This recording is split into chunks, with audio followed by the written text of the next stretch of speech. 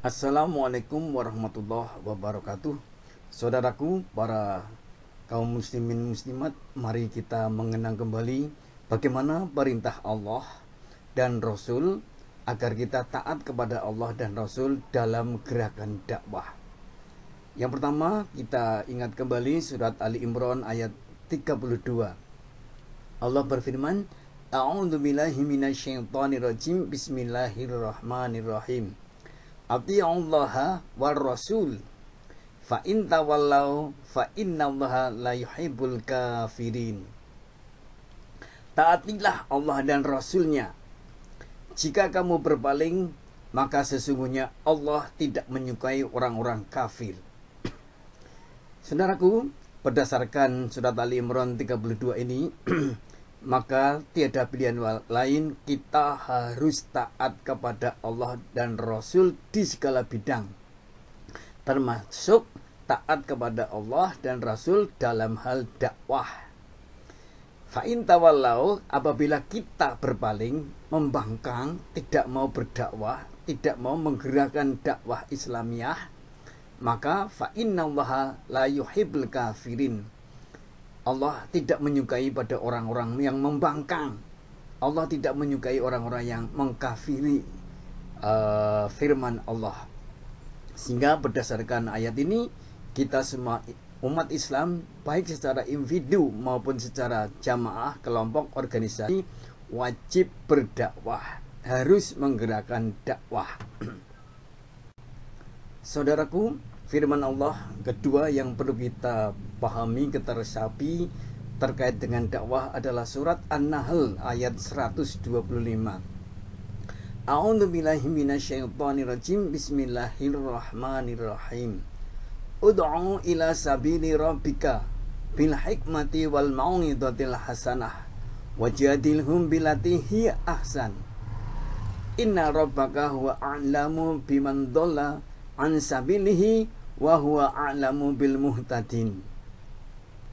Serulah manusia kepada jalan Tuhanmu dengan hikmah dan pengajaran yang baik, dan berdebatlah dengan mereka dengan cara yang baik.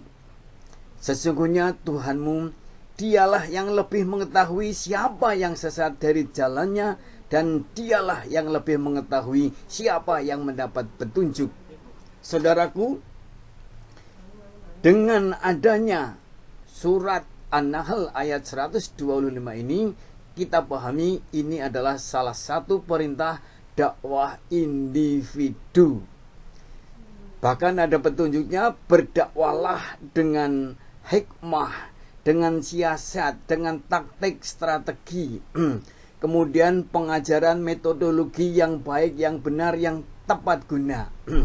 Jika suatu saat terjadi salah paham, salah visi, beda pendapat, maka berdebatlah dengan cara yang baik. Nah, kalau kita mau menjalankan, Allah tahu siapa yang mau menjalani dengan baik, siapa yang ogah-ogahan.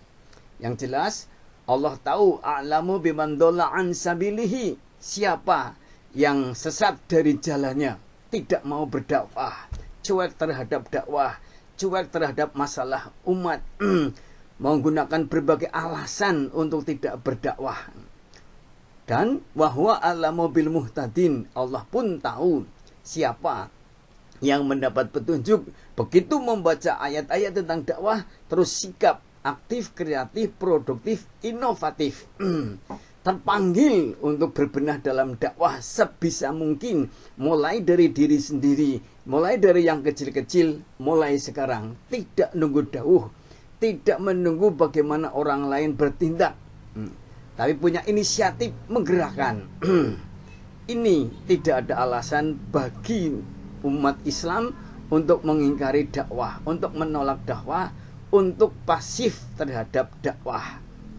Ayo bangkitlah, berdakwahlah dengan taktik strategi yang hikmah, yang bijaksana. Ini artinya perlu dengan ilmu, perlu dengan metode, perlu dengan sarana prasarana, perlu lobi-lobi, perlu kajian sosiologi, perlu kajian geografi. Ayo melangkah. Di sini umat Islam dipacu dengan ayat ini. Jangan tenang-tenang saja. Jangan mengelak diajak berdakwah karena urusan duniawi. Sekali dua kali itu boleh, tapi kalau tiap hari, tiap minggu selalu mengelak, tidak ada kesempatan untuk mengurus permasalahan dakwah, itu keliru. Itu tidak disukai oleh Allah.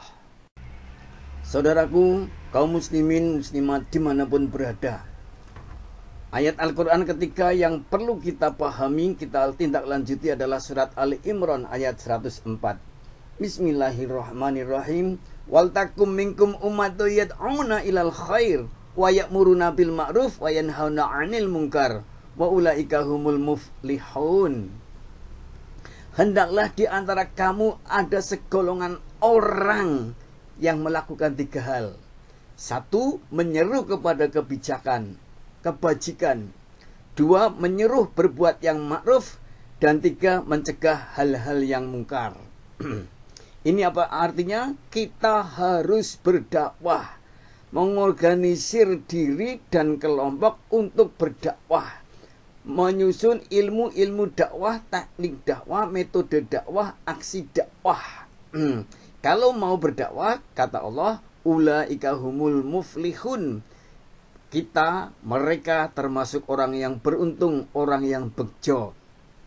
Nah, ayat ini surat Ali Imran menjadi dasar bahwa berdakwah itu di samping perlu dakwah secara individu, juga harus terorganisir, harus dengan manajemen yang baik lewat organisasi maupun lewat kegiatan-kegiatan berjamaah yang lain, baik formal maupun non-formal.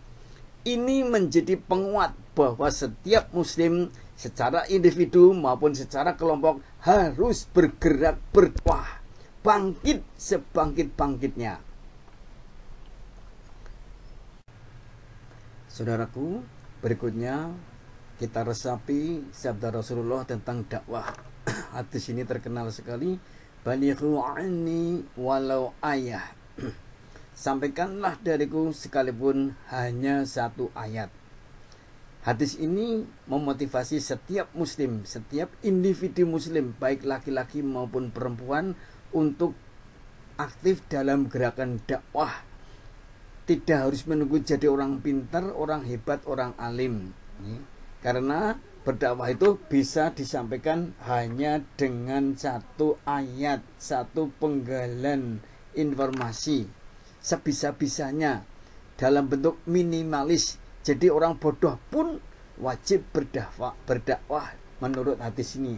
Apalagi kalau orang sudah pinter, sudah punya pengalaman, punya titel, punya kekuasaan, itu wajib dakwah.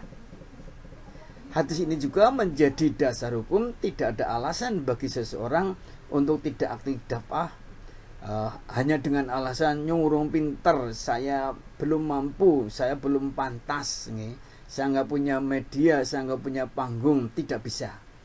Ayo sampaikanlah apa yang berasal dari Rasulullah, walaupun hanya satu ayat atau satu pesan Rasulullah, satu penggal ajaran Islam. Ayo bangun, aktif berdakwah. Siapapun, ya, gerakanlah diri, keluarga, masyarakat, bangsa, dan umat untuk berdakwah. Saudaraku, hadis berikutnya yang perlu kita dalami, kita laksanakan untuk dakwah adalah kullukum ra'in wa kullukum mas'ulun an ra'iyah. Tiap diri adalah pemimpin. Tiap pemimpin akan dimintai pertanggungjawaban. Nah, maka setiap diri harus memerankan sebagai pemimpin, harus merencanakan, mengorganisir, menggerakkan, kemudian menganalisis, merenovasi, agar gerakan-gerakan kita dan orang-orang bersama kita makin lama makin baik, makin sempurna. Dan itu semuanya akan dimintai pertanggungjawaban. Tidak bisa diam, harus bergerak. Kita adalah pemimpin, bukan penunggu, bukan jongos. Kita harus merencanakan dakwah, menggerakkan dakwah, dan inovasi dakwah. Saudaraku, betapa bahagianya orang berdakwah. Karena orang berdakwah itu punya pahala yang terus-menerus tak akan berhenti. Nabi mengabarkan kepada kita, man dalla ala khairin falahu mislu ajri fa'inih. Barang siapa yang menunjukkan kepada sebuah kebaikan, baginya seperti pahala pelakunya. Hadis riwayat Muslim. Sehingga dalam satu kita ucapan atau perbuatan dalam gerakan dakwah ditiru oleh satu orang saja, kita dapat pahala walaupun kita sudah mati. Apalagi kalau yang mengikuti kita, yang taat kepada kita, yang tergerak oleh gerakan dakwah kita sampai ratusan, ribuan, maka kita akan panen pahala walaupun kita sudah meninggal dunia. Dan itu insya Allah akan mengantar kita ke surga. Jadi ayo kita berdakwah. Kegembiraan berikutnya adalah para pejuang dakwah akan dirahmati oleh Allah. Sebagaimana sabda Rasulullah Sallallahu Alaihi Wasallam, Allah merahmati seseorang yang telah mendengar dariku sebuah hadis, lalu ia menghafalnya, kemudian ia sampaikan kepada orang lain. Hadis riwayat Ahmad. Ayo kita semakin semangat berdakwah.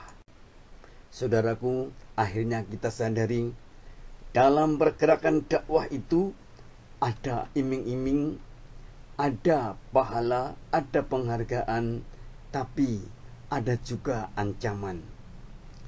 Nabi Sallallahu Alaihi Wasallam bersabda, hendaklah kamu beramar ma'ruf dan bernahi mungkar.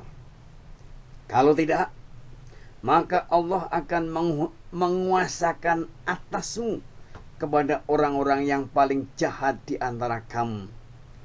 Kemudian orang-orang yang baik di antara kamu berdoa, tidak dikabulkan doa mereka.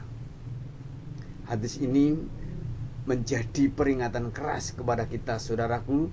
Kalau kita tidak mau berdakwah amar ma'ruf nahi mungkar, kalau kita tidak mau bergerak memberi pencerahan kepada umat, pada saatnya nanti orang-orang yang berkuasa di antara kita adalah orang-orang dolim, orang-orang yang akan menghancurkan kita, orang-orang jahat. Dan di saat itu kita orang alim akan sambat, akan berdoa, akan mohon pertolongan Allah, sudah tidak dikabulkan. Sekarang akhirnya kita memilih, kita akan terus bergerak berdakwah, berjihad, menyampaikan ajaran-ajaran Allah dan Rasulullah dengan segala resiko dan pahala yang indah, atau kita akan diam dan pada saatnya kita terlaknat, kita akan dicuekin oleh Allah. Semua tergantung kepada kita. Ingat saudaraku, cepat atau lambat kita akan mati. Kita akan dimintai pertanggungjawaban oleh Allah. Sebelum semua itu terjadi, mari jadilah orang yang paling baik. Khairunas anfahum linas. Sebaik-baik manusia adalah yang paling bermanfaat bagi orang lain. Antara lain, ayo berdakwah, merintis jalan surga. Saudaraku, pejuang-pejuang dakwah, semoga kita reuni di surga Allah nan indah abadi. Amin. Assalamualaikum warahmatullahi wabarakatuh.